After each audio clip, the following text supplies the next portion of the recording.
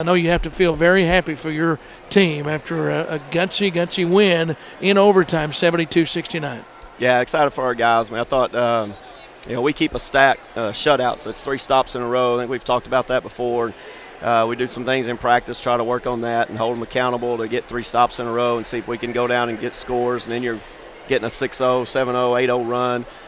Whatever you can put together offensively. But in that game, we had 8 shutouts, had 5 of them in the second half, and that was huge. Yeah, the defense, was it the key there in the second half, you feel like? Yeah, no doubt. I mean, we forced them into some tough shots, and we did a really good job in stretches of rebounding, giving them one shot and done. They really hurt us in the first half on the boards, and they didn't shoot it very well. They got a great shooting team, and they were 1 of 16 at half, I think, from 3.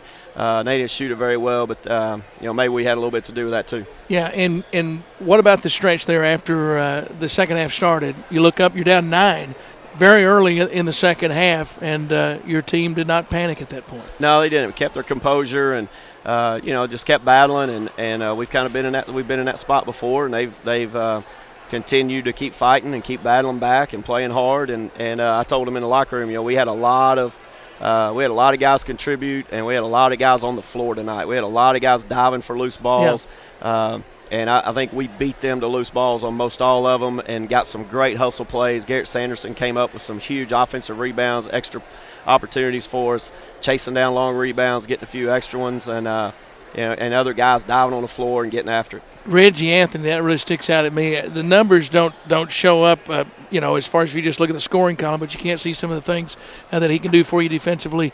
And at one point there late in the game, he left his feet, dove to his left, and you talk about diving on the floor, and just knocked the ball away. Because they were really trying to post him up hard. We had switched on some of those screens, and they were really trying to post him up hard. He made a great play.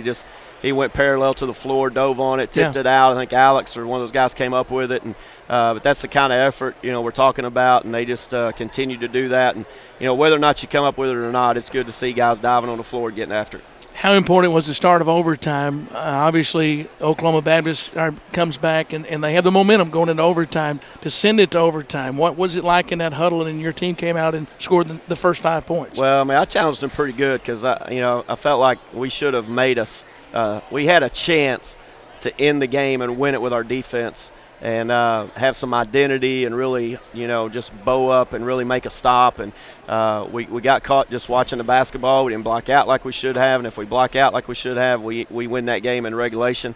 But I really challenged them there, and then that you could see just the resolve. They weren't panicked. They just kept playing, and to come out and knock down a couple shots early in overtime, kind of steal that momentum, because you're right, they did have it.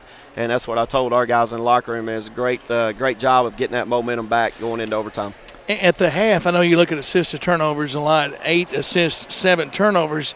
In the second half, I thought you minimized that. You're talking about an extra 5-minute period as well. You wind up 19 assists and 16 turnovers. Yeah, that's a little better. That's still too many turnovers, but that's better. And it's always good when you have more assists than turnovers, but we still need to keep working. I thought we had some that were just kind of maybe fatigue or sloppy passes that they end up getting, but can't fault the effort and guys playing really hard and getting after it. Tim Wagner, we know he can fill it up, and he felt it there at times tonight, didn't he? He wound up with 26. Tim has the ability to really score it, and he did a great job picking his moments. Our guys did a good job finding him, got him some good looks from 3, and then they started running at him hard, and he would get inside the defense, and it really helps too when you have some other guys knock down. Zach knocks down a couple, and Adam got a big bucket down here late on a post up where he had a chance to, he scored the bucket and had a chance to go free throw line. Reggie made a good read on that. Tim was coming off the screen. They really jumped out on Reggie and left Adam, and he found him right underneath the basket, and it was a huge bucket for us. All right, congratulations, Jeff Morgan, on a big win tonight. We look forward to seeing your team. A quick turnaround Saturday afternoon. All right, appreciate it.